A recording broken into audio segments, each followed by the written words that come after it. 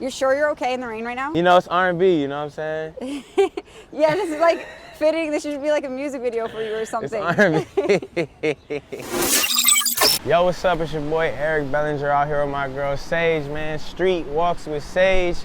Make sure you comment. Let us know how you felt about the interview. I'm gonna be in the comments checking it out. It's easy. So we just basically follow him, and So we're good. He doesn't know where he's going anyway. Right. But yeah, we're good, and they're just gonna like kind of figure it out. Should you be on this side? Whatever you want. Yeah. How come this is like, oh, for safety reasons? That's, for you. That's nice of you. Yeah, like look at this a guy. Gentleman, you know, you're supposed to be on the outside. You feel me? Thank you. I appreciate it. No problem. Okay, so just for some background, again, my name is Saige. Saige, yeah. Will you remember that? Yeah, forever. What do you mean? You are the aroma that keeps the room in good spirits. Yeah. Yeah, thank you. Except I do spell it with an I, S-A-I-G-E. So that's cool too. Pronounce that the makes it even more unique, but it still gives the same mystique. Yes, thank you.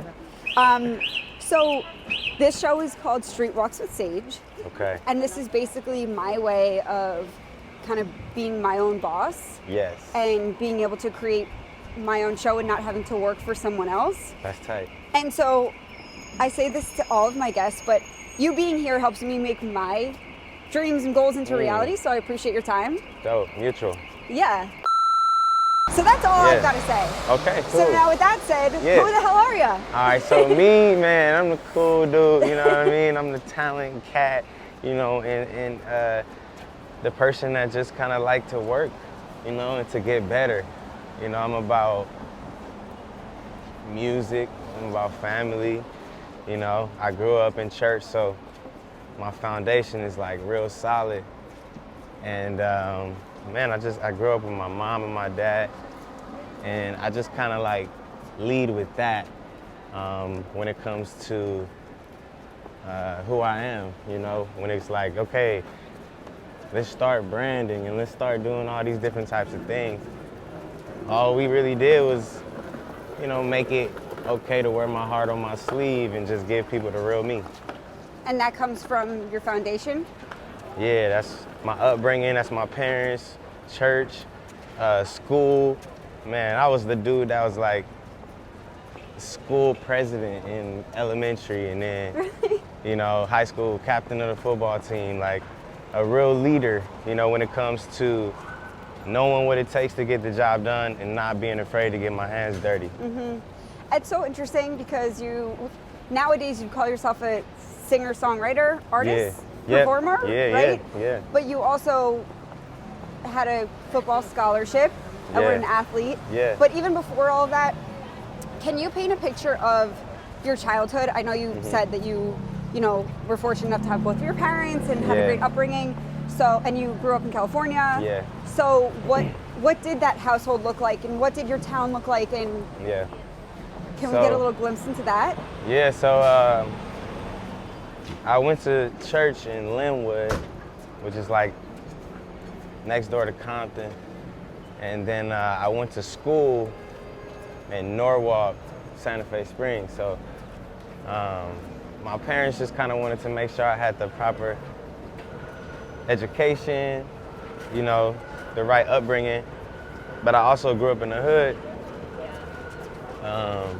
In high school, I was commuting from Compton to Norwalk, to Santa Fe Springs, back to Compton every day. So it's kind of like I had the best of both worlds, you know what I'm saying? So I'm from New York. So Norwalk, Santa Fe Springs, I'm guessing is nicer? Yeah. Is that what you're getting Santa at? Fe Springs is a lot nicer than Compton. And it was like probably like a 45-minute commute to school every day. And, you know, so I wasn't that known in the neighborhoods that I would grow up in, but it's because I would go to school in Santa Fe Springs. So I'd be home in Compton sometimes getting banged on, like, yo, who is this kid, yo, you know what I'm saying? Like, and I'm like, yo, I live right here. You know so what I mean? The majority of your community was not actually in the neighborhood you grew up in? Correct. Okay. Yeah. And so how did that work? Like, was it a private school or something? Like, normally You know, it wasn't even a private school. It was just that where I grew up in the elementary school, I was already in that, like all my friends was there. So then when I went to high school, I moved to Compton, but then I still went to school where I grew up. So somehow you were able to like keep that situation. Yeah, so Okay. I still went to school where I grew up, but I was just commuting back and forth from Compton. So it was interesting, you know, like just having the best of both worlds, you know, to teach me things, because I still feel like I learned so much from just growing up and being around that environment. To keep, you know, that's how I feel like it's my balance, growing up in church, but then having the street element of growing up in the hood too. So how do you feel like, and you don't know this, but like based off of just where you grew up, how do you feel like you might be different if you had gone to school in Compton? I always wonder that, you know what I mean? Like, You could be a total different person, I or, would or be. might not. I know, who knows? Yeah. Who knows where I would be, but it's like, that's a big question, you know, that I never really even thought to consider. But, you know, I thank my parents, you know, for doing it the way that they did, because I like the way I turned out. But imagine if I really went to school with my peers that I actually lived around. Yeah. And so you grew up in a religious household, and I think you're religious now, right? Yeah, definitely. So I'm always curious about religion because I'm spiritual, but I'm not religious per se. Yeah. And I love to just talk to different people about their beliefs and everything, and kind of like pick and choose what fits for me, and just maybe learn about what fits for someone else. Yeah. So like, I have friends who grew up in religious households who totally rebelled against it, but also who have come back to embrace it. To what, they grew up on. So, but then, and vice versa. So like, how did that work for you? Yeah, so I grew up since I was a baby. I'm talking about, you know, when Simba got lifted up. Like, from the womb. Yeah, from the womb. I'm talking about dedicated, baptized at an early age, you know, and it's something that I just grew up in with my mom, my dad being youth pastors at the church. So I was sitting on the front row every Sunday, you know, and that was something that we got from my grandma. And so we inherited her church, and it just kind of was passed down. So I think with me growing up that sheltered, that structured, you know what I'm saying? It kind of, it's a scripture that says, train up a child, you know, in the way he should go, and when he is old, he won't depart from it.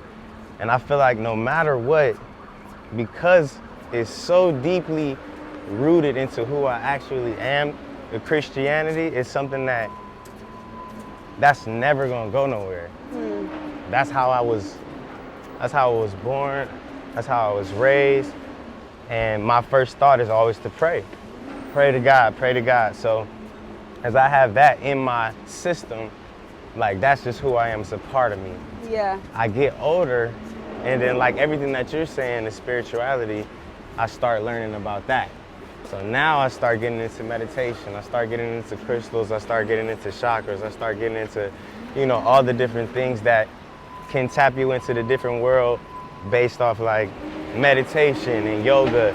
You know, that whole world, that's a whole culture that I also adopted. And I feel like now I've just combined the two. Yeah. You know what I'm saying? Like I meditate, but I also meditate on my prayers. I also pray on my meditation, and I feel like the intention behind it all is what really defines who the person is. The intention behind it all is what really defines who the person is. Yeah. Like, what do you want to get from it? Yeah. You know what I'm saying? Like when I'm praying, sometimes I need to pray to God. Yeah. I feel like I gotta go to God for this. But there's a few things in life that you have to go to yourself for, and then that's when you meditate. You know what I'm saying? Like God, it can do so much, but you gotta also attach faith to your feet. You gotta work for it too. You know what I'm saying? So if I can pray to God to do what I need him to do, I can also meditate with myself to discover the mental space that I need to be in to attack and execute whatever it is that I got to do on my part. You know what I'm saying? Yeah. And hang tight real quick. Mike, is your camera okay in this? Sorry to interrupt you, but we have 2 blocks to talk and then pause for a second. Okay, cool. Oh, but you're waiting for, are you a chapstick guy? I can get it after. Yeah. I got my own chapstick line. You brand. do? Yeah. I didn't know that. Yeah, because the thing is, it got CBD in it, so I had to pause on it. They took my website down. I was a little, you know what I'm saying, riding dirty online. Oh, because you can't advertise CBD online, right? Yeah, and that shit. Well, no, on Facebook. I think you can have a website. You can do it on Facebook? You can't on Facebook, but you can have a CBD website, no? Nah, they canceled that shit. All right, I don't know how all that works, but the chapstick fire, I gotta give you some. It's like the glossiest shit. Yeah, can you still, do you still sell it? Even though you're... Well, no, I haven't been. Okay. I haven't. But when you do, I would love to try some because I'm a chapstick fiend. Like, if you see any pictures of me, I probably have a chapstick in my hand and it's right here in my pocket. Exactly. I would be the first to buy the chapstick though. That's the chapstick, and it's called Easy Chap. Easy Chap? Yep, E-A-Z-Y Chap. Yeah, you love the word easy, right? Yeah, that's like my nickname. That it kind of just came. People just started saying it, and I was like, all right, cool, I'm rolling.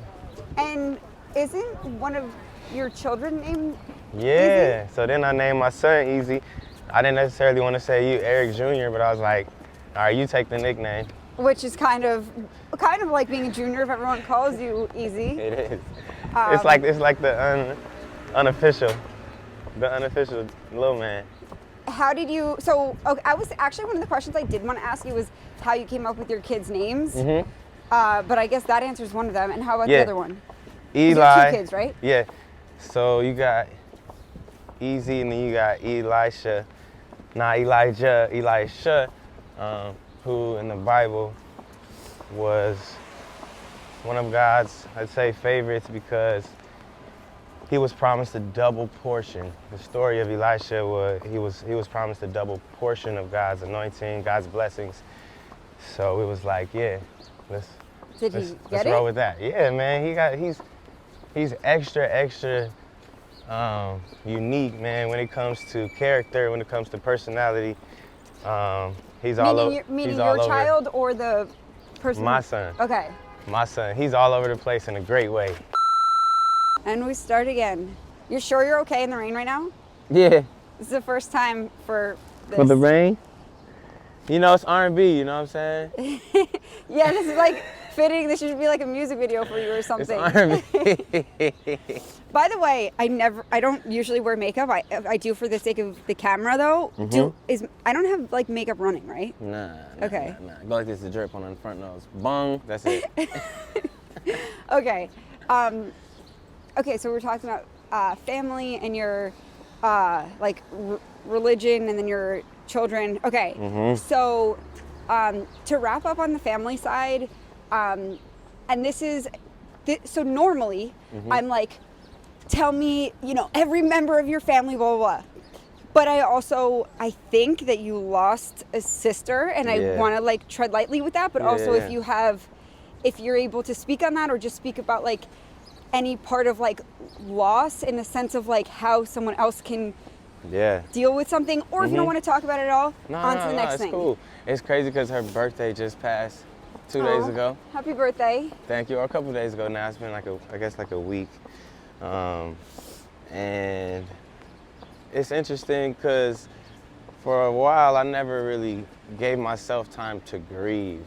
It was kind of one of those things when you avoid confrontation because you don't want to really deal with it in a moment. Yeah. So I knew that it happened, but I didn't deal with it. You're just going through the motions? I was just going through the motions for years, for decades. And recently, maybe a couple years ago, is when I really just kind of plugged in on it. Why? What changed? So I started shooting a documentary, and it became a big part, because it had to just come up. It came up naturally.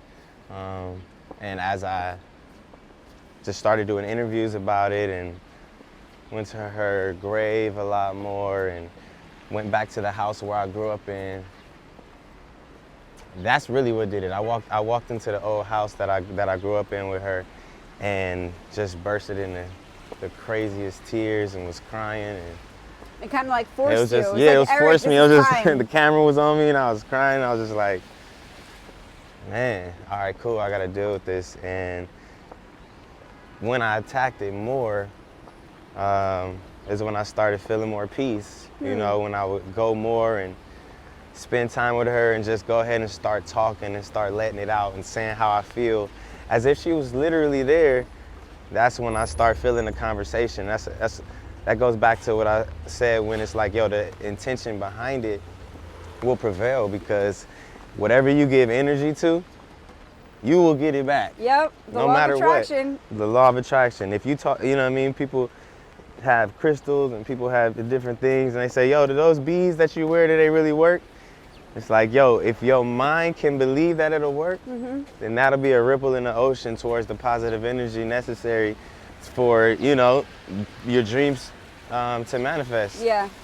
I'm a big believer in manifestation, all of that. And just to wrap up talking about your sister, Yeah. I'm so sorry for your loss. And can I ask what happened? Yeah, so we actually both have asthma. That's something that was in my family. And I had asthma, she had asthma. We both got sick one time, like around the same time. And it was crazy because we didn't know she had the asthma at the time. Okay. So with me, we knew what to treat. We knew, like, okay, you gotta get the albuterol. Yeah. You gotta get this, you gotta get that. But there was no trace of the asthma with her.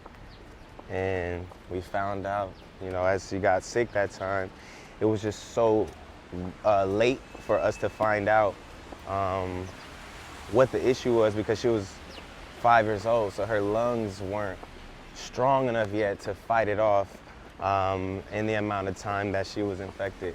Oh my God. So she was probably so little that like she's not out here like communicating. Yeah. You know.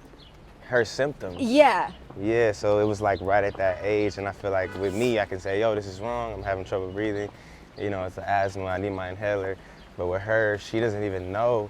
And I think with her being at that age, when you're playing, you don't know how far is too far. Yeah. When you're just like, I just want to get this last game of tag, yeah. or I just want to get this last little run up the hill and yeah. run down.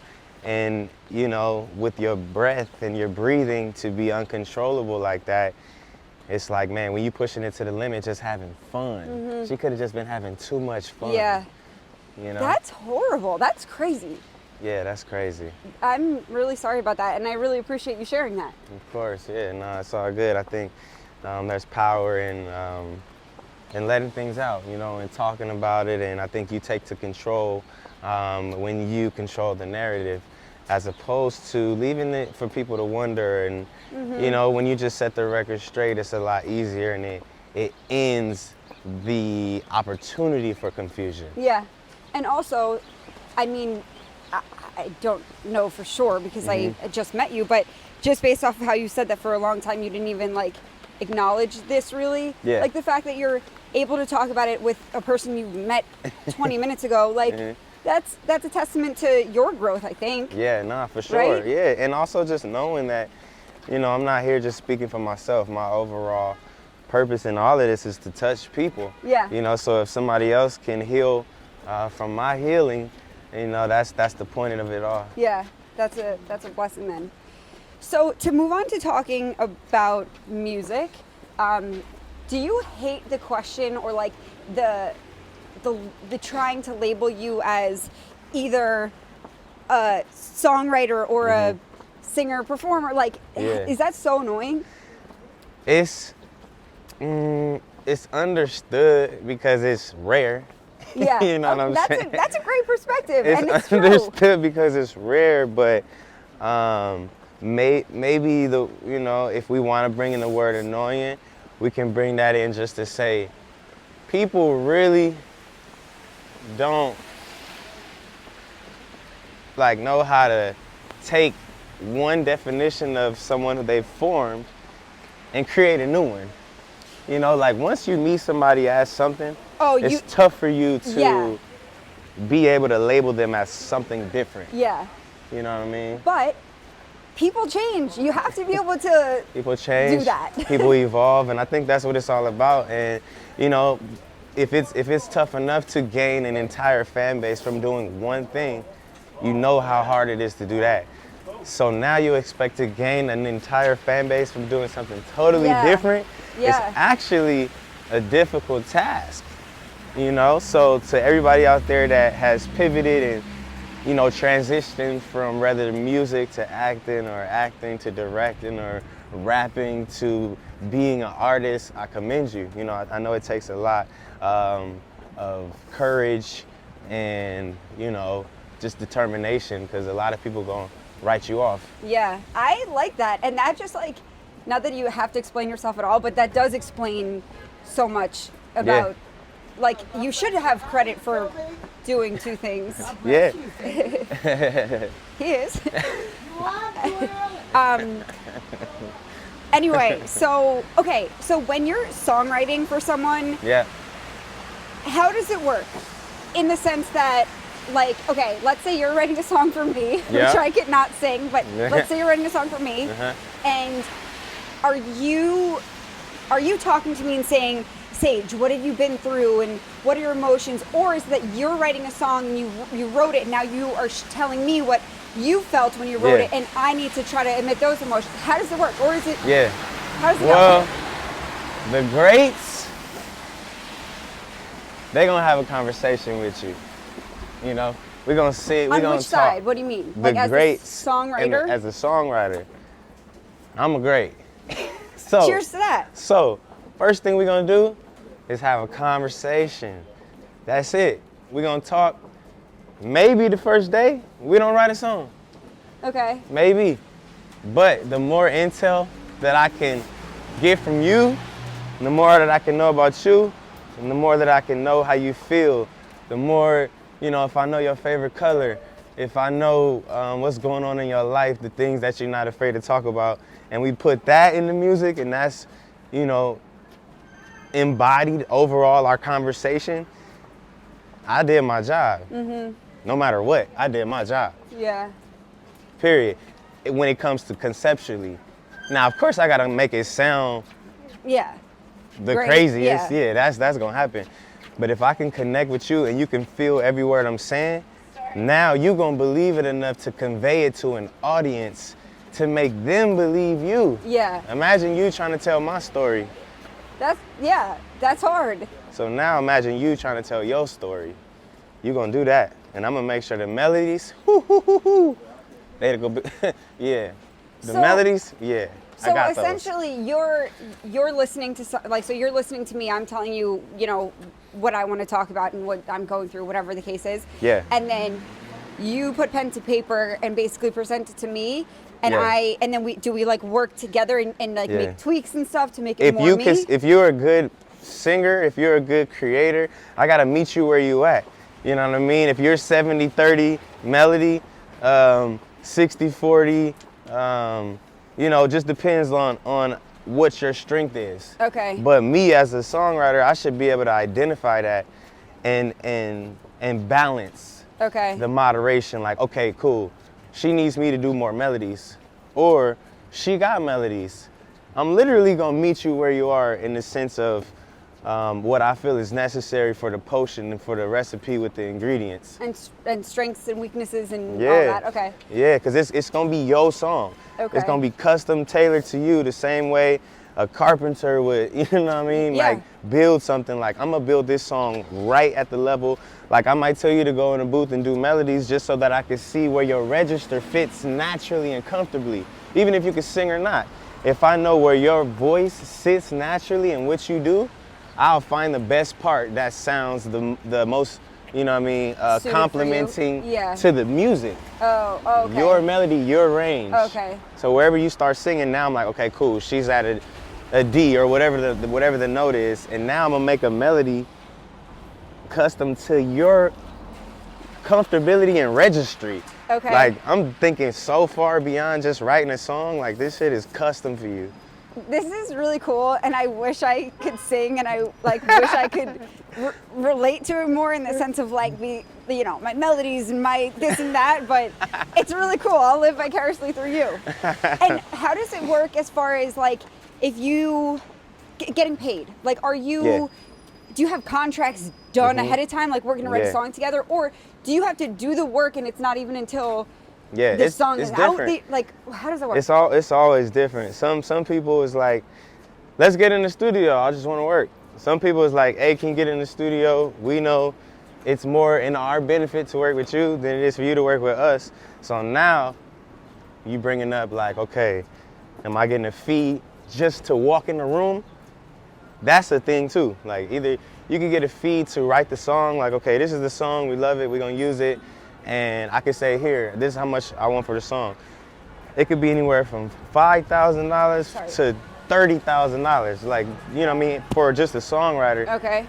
Not even including the production. Okay. I'm talking about just the lyrics.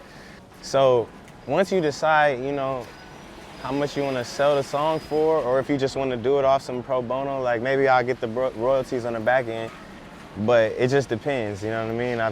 I've done it all, just from independent artists to major artists. The budget is different most times. And so does it also depend, like, someone that you value or that you see as, I guess, just super valuable in the industry? You're like, I don't need anything in writing yet, like I will just come write it, like for. And then there's other people who you'll be like, I'm more established than this person, and we need things. That's how you got to do it. Just like, it's like business. You know, if you got an opportunity to work with Beyonce, some people may say, I don't want nothing. Beyonce, you can even take some of this publishing. You know what I mean? And some people would be like, okay, this person, I've never heard of you. You want my song? I could give this to Beyonce and potentially make millions of dollars. Yeah. So if I get this to you and you haven't established yourself yet, I need you to at least, you know, come up front, you know, and do $20,000 just for the song, because at least you know when you put it out, you're gonna make that back in your streams, you're gonna make that back in your shows in no time. You do 2-3 shows, you already got your bread back, and you got a hit record. But some people don't look that far into it because they just focused on what they can get for free. Okay, interesting, huh? And so then for you, do you ever use songwriters, or because? Yeah. Okay, so even though you. I do too. Yeah. Oh, interesting. Why? Man, well, I'm about to drop my 35th album. Like, I already released 30. You have no. like. I dropped 34 albums already, so. That's. You know, okay. And so, I've written for, you know, all of my favorite people that I wanted to work with, and you know, I feel like I don't got nothing to prove no more when it's like, can't Eric write a song? Yeah. You know, I think now I'm in another bag where it's like, can Eric consistently come with #1 hits as an artist? Yeah. You know, and I know the method and formula in which the artists that I worked with got hits. Yeah, okay. And that's from working with the best writers. Okay. So now my initiative isn't to prove that I'm a great writer. My initiative is to prove that I'm a great artist. Okay. Okay. And so I know you've worked with, I mean, these are things that a lot of people probably ask you about, but because this is the first time that I'm talking to you on my platform, might as well cover it. Watch your back, Mike. You've worked with artists like Usher, like wrote songs for him. Yeah. And you wrote a song for Justin Bieber, right? Yeah.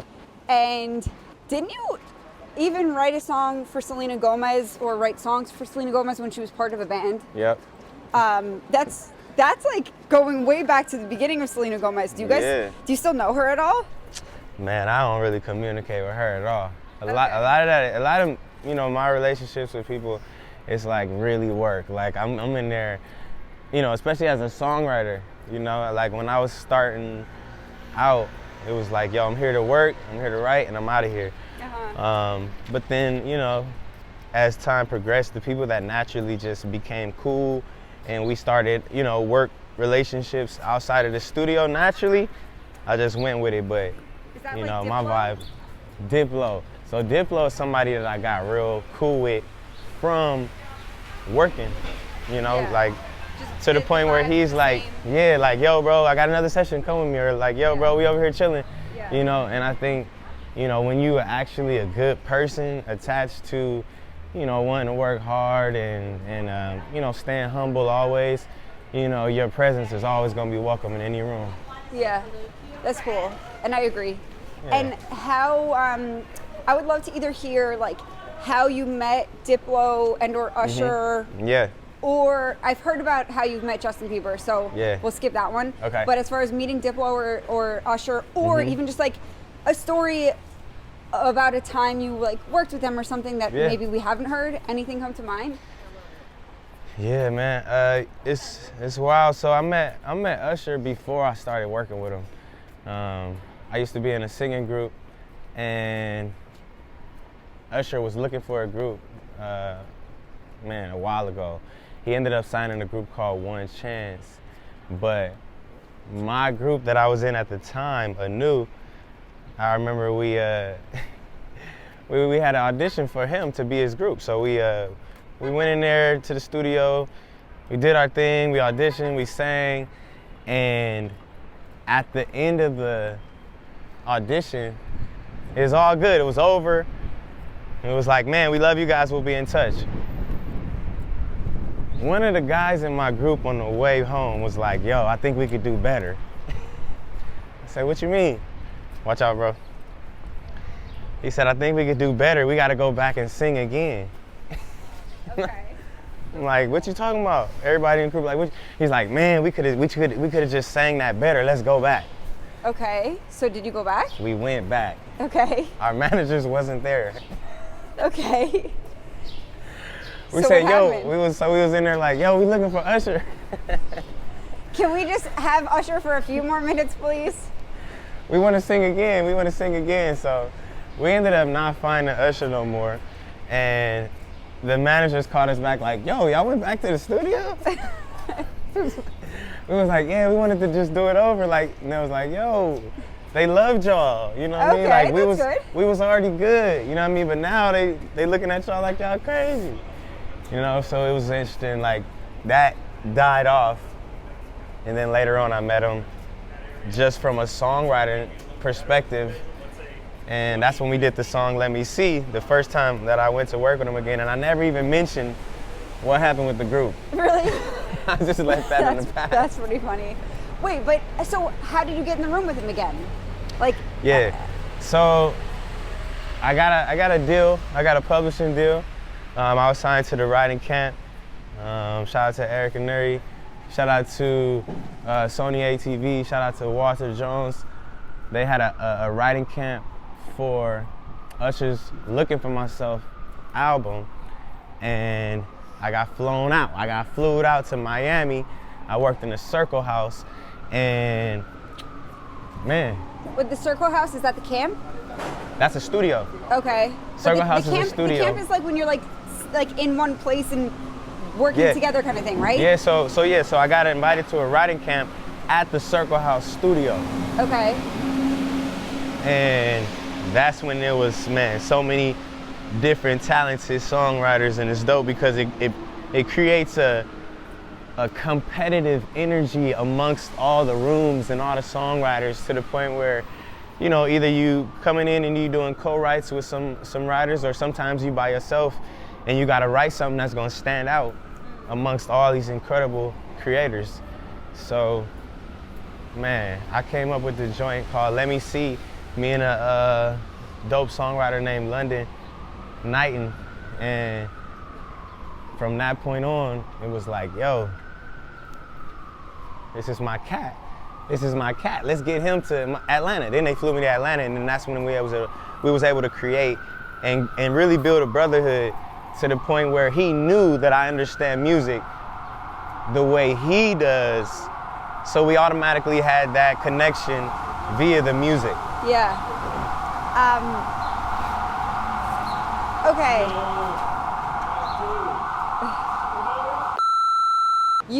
have no hesitation with putting out as many projects as you want.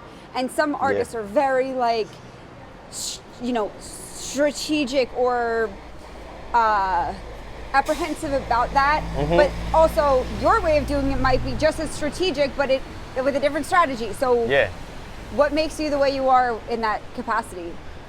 I think it was my ability to just drop freely and the amount of music that I create naturally. It was like, yo, I was looking at the sirens. It was like, yo, I have so many songs in the catalog. I just make music. That's my jobby and that's my hobby. You know, I like, what do you want to do? Let's go to the studio and make a song. You know, so with the amount of heat that I just be having, it's like, yo, let's drop another album, let's drop another album, let's drop another album. And to take the approach of Lil Wayne back in the day when he was the mixtape god, and then as Future did when he was the mixtape god, and he was just dropping, to the point where you're just saturating, but with quality. You know, as long as you're doing quantity and quality, I think you're good. Because people's attention span nowadays, after they listen, you know, they just ready for something new. So. And you have the music and you don't have the red tape that you might have in certain situations. So you might as well. Exactly, man. Independent. So whole run, whole way through, you know. Therefore we had control. We could do what we want. So being an independent artist, how does budgeting work? Like, is this always coming out of your pocket? Is it a matter of like finding sponsors? You gotta find sponsors. You know, you gotta not be afraid to believe in yourself. Not to be afraid to bet on yourself. You know, I always bet on myself. Like, I get bread, I really put it back into the craft, you know, whether that is like my tour, for example. That's just me. That's just me and my team. You know, my personal team outside of even the distribution company. You know what I mean? When it's like something that you want to do, you got to really do it yourself. Like, if it's your vision and you have it, you have to execute it in a way that you see, but your mind and your vision has to be out of the stratosphere, you know? So I think what's interesting about being an independent artist and thinking about budgeting in particular is like, this is your money coming in and out of your pocket, plus if sponsor money and, you know, money for deals that may come and go, but that ultimately it's just coming back in and out of your pocket. So I wonder how much, as an independent artist, like, you're probably a lot more hands-on in some cases, because you're like, this is my livelihood. You know? Way more. You try to have like your bank account that you say is personal, and then like that you allocate to your business. Like, okay, this is what I'm gonna spend on Eric Bellinger, the artist. But this is what I gotta have tucked away for Eric Bellinger, the family. And a lot of times those visions get blurred, because even though this may be the budget for music and this may be the budget for family, this is also still an investment for your family. So if you don't necessarily have a budget, you feel me, like in your allocated, you know, budget that maybe ran out because you like, you know, each album gets a budget, you know what I mean? So it's like, when you run out of budget for the album and you get your videos and you get your merch and you get everything you want, and you got it where it's supposed to be, and you need a little bit more to maybe do this and a little bit more to do this, and you looking at the other budgets like, what's this is that a for? dream. This is a dream that I can't let die, you know? And I'm somebody that, you know, I believe in this so much, and I just know that, you know, well, one thing when you put it out, a lot of times it come back. So it's like, it just becomes a revolving transaction. But when you're doing what you love to do, it's like you feel like you're winning, like you're good. And it's worth it, and it's rewarding. It come back. Hey, with your wife being originally an artist, right? I mean, I'm sure she's still an artist in whatever capacity, but originally being part of a group. Have you learned anything from her and her artistry that you've implemented into your artistry? Yes, heavily. I think when we first linked up and first started dating, the conversations that we had were so informative for me, you know, because her experience, her wisdom, you know, she's like maybe like 5 years older than me. So I think even with that, it's like she was the sensei. You know, she was ahead of the from day game. one, you know what I mean? So with her success and winning awards and traveling and having songs, hit songs, it was like she always knew to really keep the battery in my back in terms of striking while the iron is hot. You know, so anytime I'm like, oh man, you know, like I'm tired or something, she's the one motivating me and encouraging me like to keep going and keep pushing, because she knows what it means when that flame is lit and then the spark can go away. Yeah. So she always just encourages me to, like I said, just strike while the iron is hot. And it just keep me going. I know you've talked a little bit about how like you've known her for a long time and she's a little bit older than you, so you kind of had to like, I don't know, do a work or something to eventually kind of like win her over. Or, like what did you have to do, or like what did win her over? I think